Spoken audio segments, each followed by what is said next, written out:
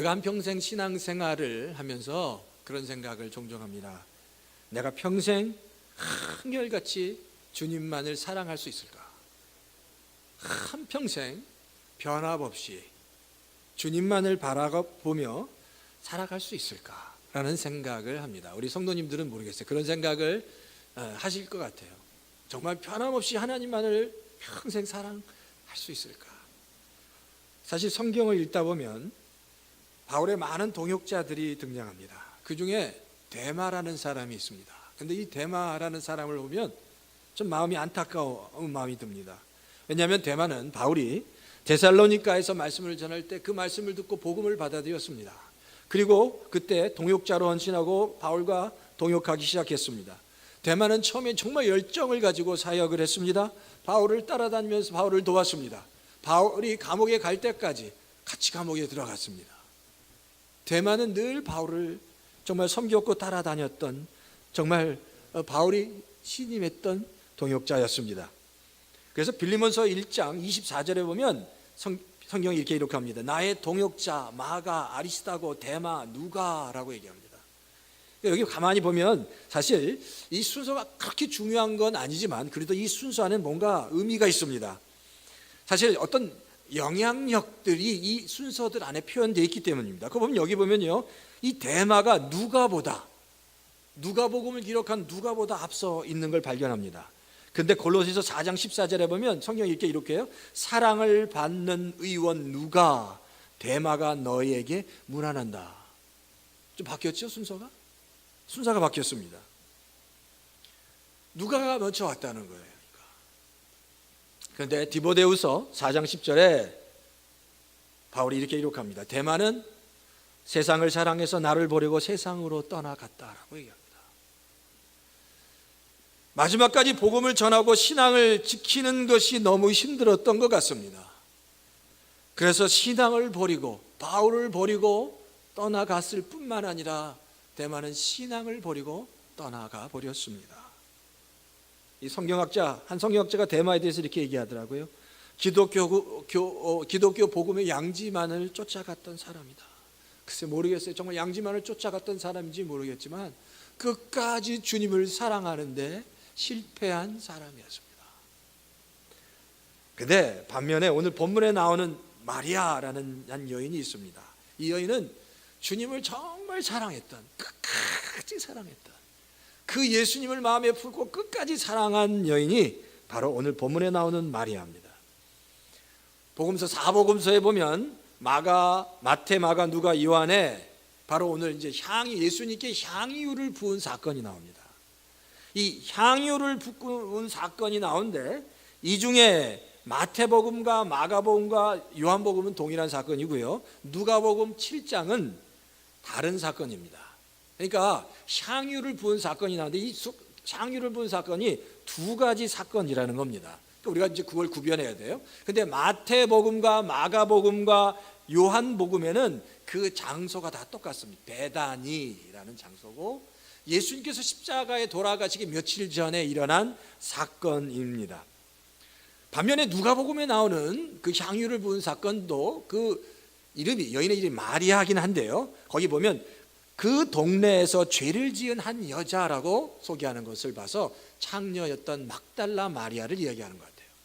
그러니까 어쨌든 이 복음서에서 향유를 부는 사건이 나오는데 이 두 가지 사건이다라는 사실을 우리가 구별해야 된다는 겁니다. 근데 오늘 본문에 나오는 사건, 본문에서 향유 옥합을 깨는 본문에 나오는 이 사건은 그 주인공이 바로 마리아인데, 이 마리아는 우리 성도님들이 잘 아시듯이 그 나사로 마르다와의 형제라는 겁니다. 마리아는 그 오라버지 나사로가 죽었다 살아나는 경험을 했습니다. 그걸 직접 봤습니다. 뿐만 아니라 이 마리아는 주님께서 말씀하시는 것을 늘 사모해서, 늘 주님 가장 가까운 곳에서 주님께서 말씀하시는 것을 사모하고 갈망했습니다. 그러니까 그 마리아의 마음이 아주 참 굉장히 이뻤던 것 같습니다. 그래서 마리아는 늘 주님으로부터 많은 사랑을 받았습니다. 큰 축복을 받았습니다.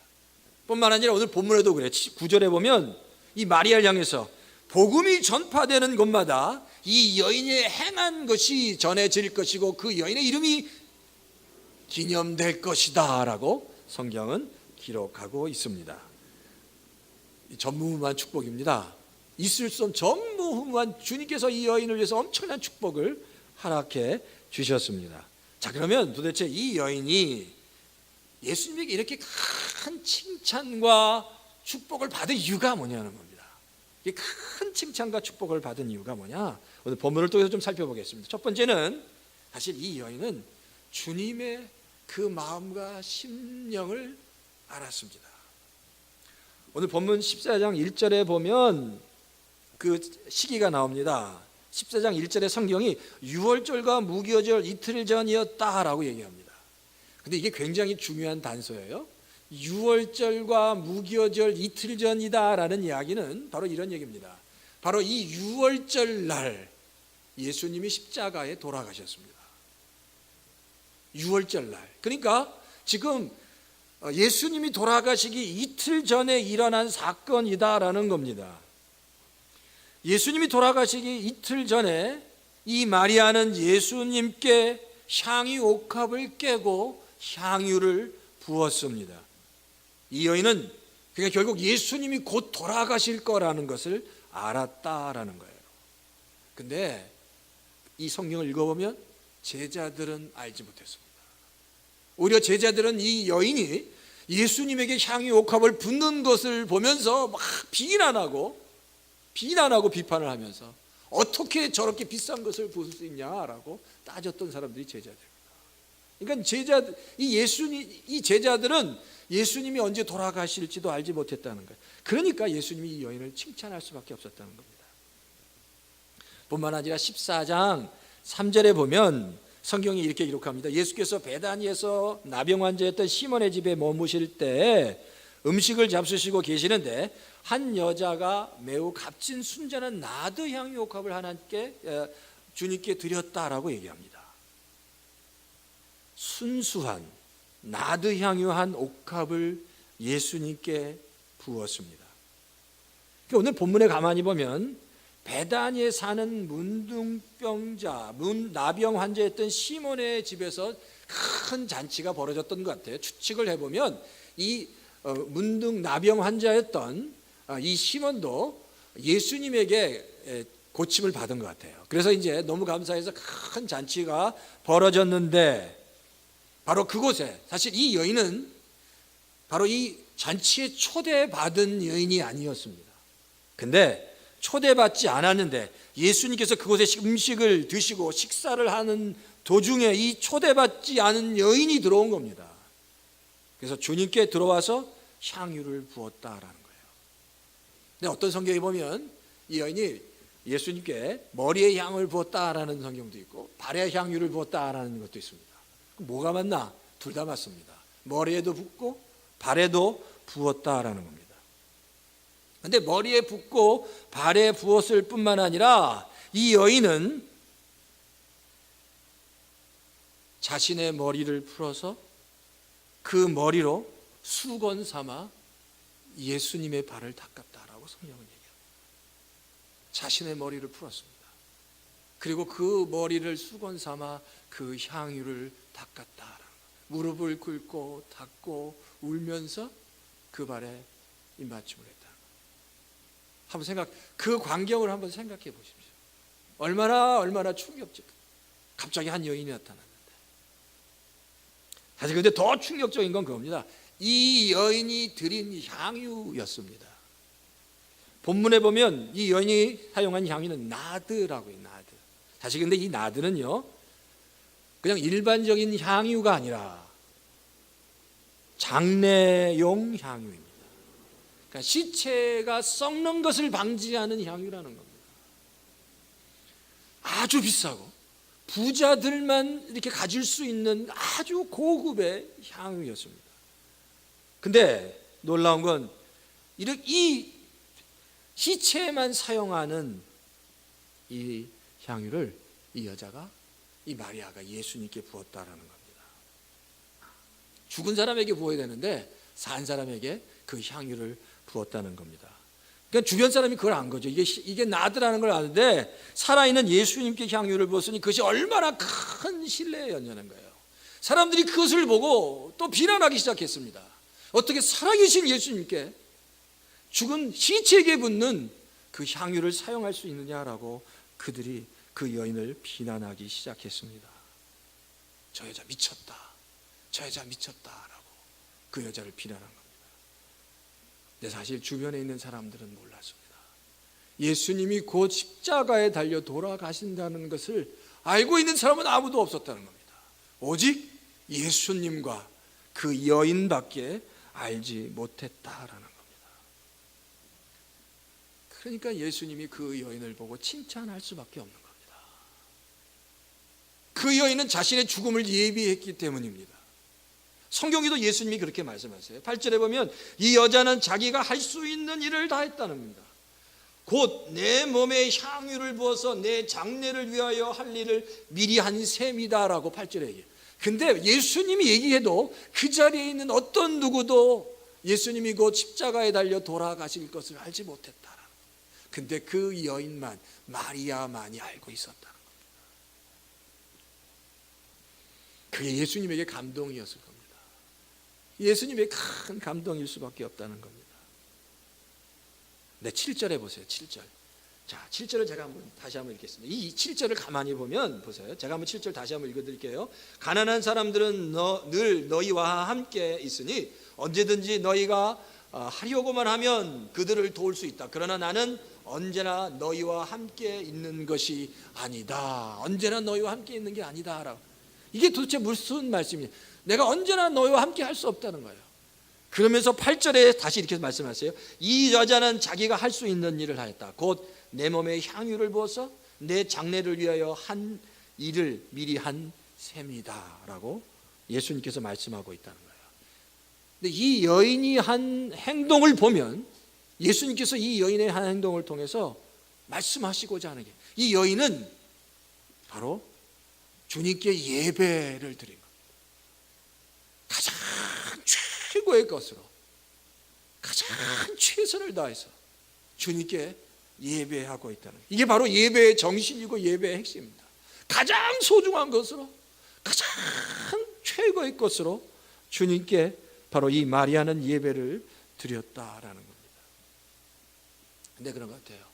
이 여인이 주님께 이렇게 최고의 예배를 드릴 수 있는 가장 큰 이유는 그 여인이 예수님께 너무나도 큰 은혜와 사랑을 받았기 때문이다. 너무 큰 은혜를 받은 겁니다. 너무 큰 사랑을 받았습니다. 자기 오라버니를 살리셨습니다. 자기가 늘 주님 앞에 나갔을 때마다 너무 귀한 말씀으로 자기를 회복시켜 주신 거예요. 그러니까 그러면서 이 여인이 너무나도 큰 사랑을 받았기 때문에 자기가 가지고 있는 것들을 기꺼이 들을 수 있었다라는 겁니다. 신앙은 먼저 주님께 큰 은혜를 받아야 합니다. 내가 먼저 주님을 향해서 마음을 활짝 열고 주님의 그 은혜를 내가 경험해야 합니다. 그래야 하나님께 진정으로 예배 드릴 수 있습니다. 그럼 내가 그러면 은혜를 못 받으면 예배를 못 드리나? 또 그렇지 않죠. 또 그러나 마음의 문을 열고 주님께 나아가야 됩니다. 그러니까 이게 하나님께서 주실 것을 기대하며 마음의 문을 열고 우리가 할 최선을 다해서 주님께 나아가야 한다는 겁니다. 그게 바로 예배 가운데 주시는 은혜는 온전히 다 하나님의 은혜로만 설명할 수밖에 없다. 이게 비밀인 것 같아요. 신앙의 비밀입니다. 내가 알 수 있는 것만도 아니고 내가 받아서만 되는 것도 아니고 나는 최선을 다해야 하고 주님은 또 주님께서 주시는 은혜를 받아야 하고 이 안에 놀라운 그 신앙의 비밀들이 숨겨져 있습니다. 나는 내 힘으로 살아갈 수 없습니다. 하나님의 은혜로 살아가야 합니다. 그러나 내가 내 삶 속에서 내가 최선을 다해야 합니다. 주님을 최선을 다해 사랑해야 합니다. 이 여인이 그 비싼 300데나리온이나 되는 향유 옥합을 드린 것처럼 말입니다. 사업을 하면서 선교를 하시는 선교사님이 북한에 갔습니다. 북한에 가는데 어느 소년이 선교사의 손을 꽉 붙잡아 깜짝 놀랐습니다. 근데 그 소년이 선교사의 손을 붙잡고 그 손바닥에 이렇게 십자가 문양을 그려 넣는 것을 느꼈습니다. 그래서 이 선교사가 그 다음날 이 소년을 은밀히 다시 만났습니다. 그 소년의 이야기를 들어보니까 이거예요. 소년의 아버지가 몇 년 전에 신앙생활을 하다가 믿음을 지키다가 잡혀 돌아가셨다는 겁니다. 그래서 지금 이 소년의 가족은 지금 음식을 구걸하면서 살아가고 있다는 겁니다. 그 이야기를 들으면서 선교사는 이렇게 생각한 거예요. 그렇구나. 이제 이 소년이 나에게 음식을 구걸하거나 아니면 돈을 구걸하겠구나, 원하겠구나라고 그렇게 생각을 하고 있는데, 이 소년이 선교사에게 아주 작은 돈, 작은 액수의 돈을 쥐어주면서 이렇게 얘기합니다. 이게 제 11조입니다. 선교사님, 저를 대신해서 이 11조를 바쳐 주십시오라고 고백을 하는 겁니다.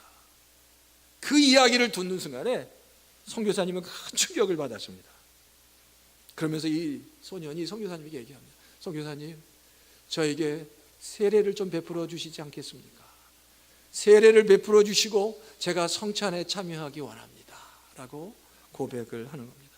그리고 하나님, 선교사님, 성경책 한 권도 부탁을 드리겠습니다. 이 소년은 선교사에게 이렇게 얘기합니다. 돈이나 빵을 제가 선교사님에게 받으면 그냥 몇 끼는 해결할 수 있지만 조금 있으면 다시 어려워집니다. 하지만 제가 세례를 받고 성찬에 참여한다면 영적인 축복 가운데 영혼을 준비할 수 있기 때문입니다 라고 이 소년이 선교사님에게 고백한 겁니다. 그 이야기를 들은 선교사가 너무 가슴이 아팠다고 합니다. 이 소년이 가장 기대하고 받았던 것은 하나님께 온전하게 드리는 예배였습니다. 북한에는 이렇게 예배와 말씀에 목말라 하는 성도들이 많이 있는데 정말 신앙입니다. 이 땅을 사랑하는 우리 성도들에게도 주님께서 원하시는 게 뭘까요? 하나님께서 기뻐 받으시는 예배입니다. 하나님께서 기뻐 받으시는 예배, 그 예배 가운데 우리가 하나님을 만나야 합니다. 사실 우리가 하나님께 드릴 수 있는 최고의 것은 신령과 진정으로 드리는 예배입니다. 선교도 중요합니다. 봉사도 중요하고 구제도 다 중요하지만 가장 최고의 우선순위가 예배라는 겁니다. 예배를 통해서 부어주시는 은혜로, 예배를 통해서 부어 받는 힘으로 선교해야 합니다. 구제해야 하고 봉사해야 된다는 거예요. 모든 우리의 영적인 힘의 그 원천과 근원이 예배로부터 흘러나와야 한다는 겁니다. 그러니까 이 예배가 살아야 되고 이 예배 가운데 내가 하나님을 만나야 합니다. 내가 마음의 문을 열고 하나님 앞에 나아가 하나님, 나에게 필요한 그 은혜를 달라고 이 예배 가운데 하나님을 만날 수 있어야 한다는 겁니다. 그래서 우리의 삶 가운데 가장 소중한 시간을 먼저 하나님께 드리고 가장 소중한 것 먼저 하나님께 구별하여 드리고 아무리 바빠도 특별히 이 주일 예배, 이 예배 가운데 주님을 만나야 인생에서 성공할 수 있다는 겁니다. 예배에 성공해야 내 인생에서 내 삶 속에서 성공할 수 있습니다라는 이 고백이 우리 열린교회 성도님들의 모든 고백이 되시기를 주의 이름으로 축원합니다. 두 번째는 마리아가 주님께 드린 값진 향유는 그녀가 온몸으로 드린 신앙 고백이었다라는 겁니다. 온몸으로 드린 신앙 고백. 사실 마리아가 주님께 드린 향유는 300데나리온이라고 했습니다. 이 300데나리온은 1데나리온이 하루 품삯입니다. 그러니까 지금 우리가 러프하게 따져서 하루 한 100불이 일당으로 하면 약 한 3만 불 정도가 되는 향유입니다. 이게 값비싼 향유를 주님께 한순간에 드렸다라는 거예요. 근데 이 여인은 그냥 드린 게 아니라 예수님의 머리에 부었습니다. 발에 부었습니다. 그리고 무릎을 꿇었습니다. 그리고 자기의 머리털을 풀어서 예수님의 발을 수건처럼 사용해서 씻었습니다. 머리를 풀고 그 머리로 그 향유를 다 씻었습니다. 그랬더니 성경에 보니까 그 향유 냄새가 온 집안에 가득하게 퍼졌다라고 말씀하고 있습니다. 사실 여인에게 있어서 최고의 영광은 머리털인데 그 머리털을 풀어 헤쳐서 수건으로 사용해서 씻었다라는 겁니다. 하염없이 눈물을 흘렸습니다. 이 여인은 예수님께 온몸으로 내가 당신을 진정으로 사랑합니다 라고 고백하고 있는 겁니다. 이 마리아가 온몸으로 신앙 고백을 한 이유는 그녀가 주님께 받은 사랑이 너무나도 크기 때문입니다.